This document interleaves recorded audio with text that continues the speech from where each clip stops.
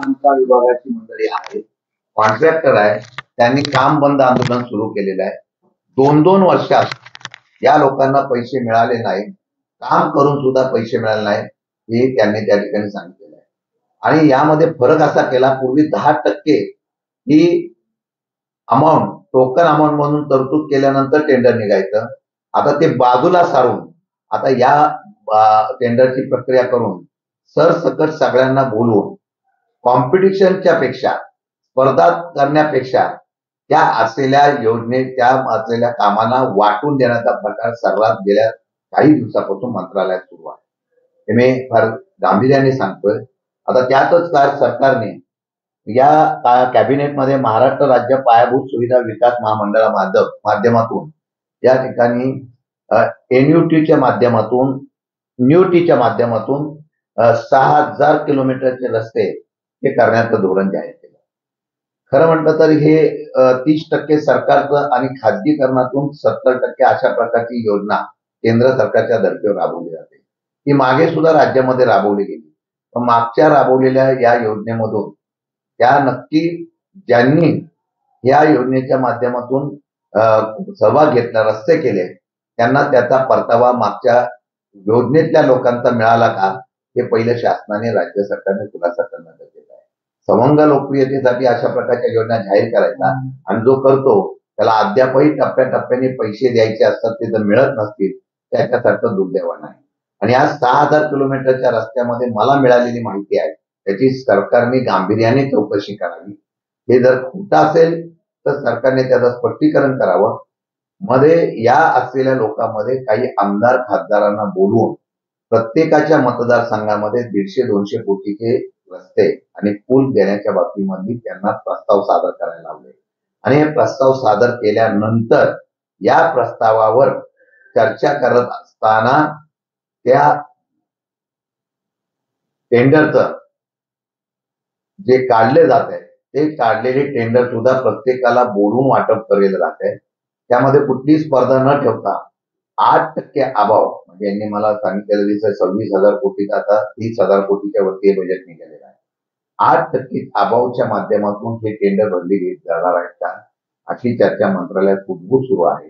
याचा अर्थ त्यामध्ये भ्रष्टाचार होतोय आणि त्याच्यासाठी ऍडव्हान्समध्ये जे कॉन्ट्रॅक्टर नेमणार आहे त्यांना आजही 1 रुपया टेंडरमध्ये एकही रुपयाची तरतूद नाही.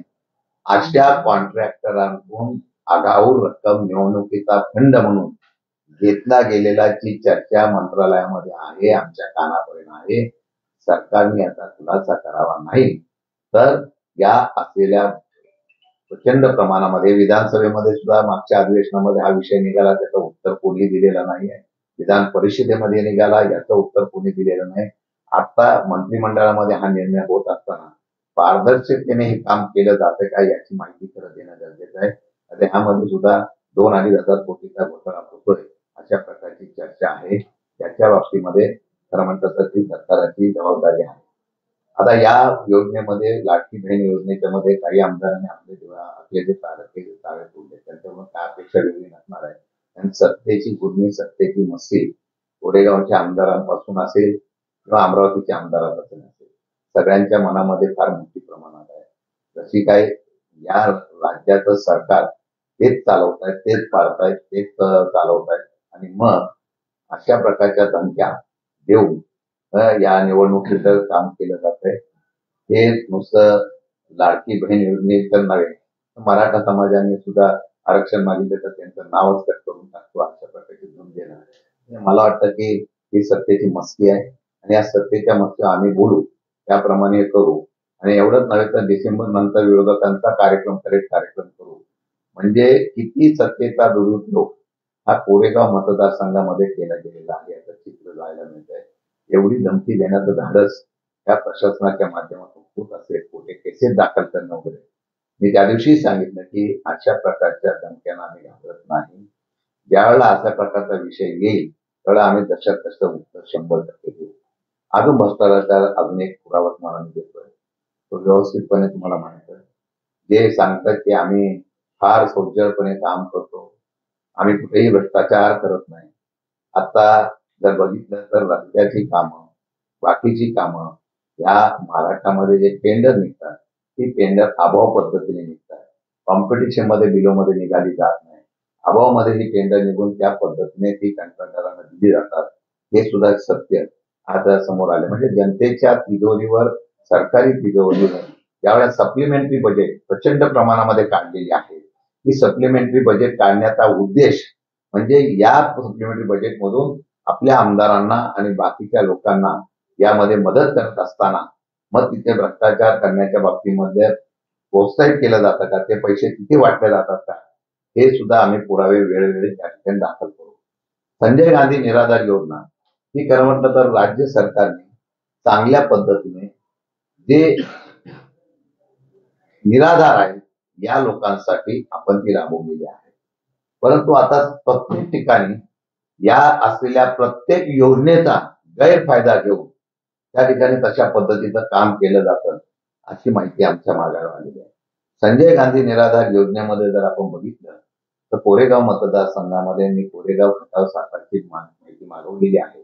परंतु कोरेगाव मतदारसंघामध्ये कोरेगाव तालुक्यामध्ये साधारणतः 5,500 अशा प्रकारचं संजय गांधी निराधाराचे अर्ज या ठिकाणी आले आणि त्याची मंजुरी देण्यात आली. 1 वर्षाच्या कालावधीमध्ये 2,300 प्रकरणं या ठिकाणी प्रस्तावित केली गेली आणि ही प्रस्तावित करत असताना कालच्या याच्यामध्ये 400 पैकी 100 बोगस या ठिकाणी प्रकरणं केलेली आहे. म्हणजे आता रेशो आणि अंदाज बघितला तर त्यामध्ये जे लाभार्थी खरे आहेत त्यांना दिलं गेलं नाही, कारण ते विरोधी पार्टीतले म्हणून दिलं गेलेलं नाहीये. त्यांचा हक्क होता त्यांना दिलं गेलेलं नाहीये. आणि तशाच पद्धतीने काही लोकांचे बंगले आहेत, काही लोक शासकीय नोकरीत आहेत, काही लोकांना त्या ठिकाणी काही लोक तिथं राहत पण नाही.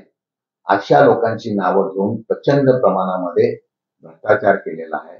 हा सरकारच्या असलेल्या योजनेचा गैरवापर करून आपल्या कार्यकर्ते किंवा आपल्या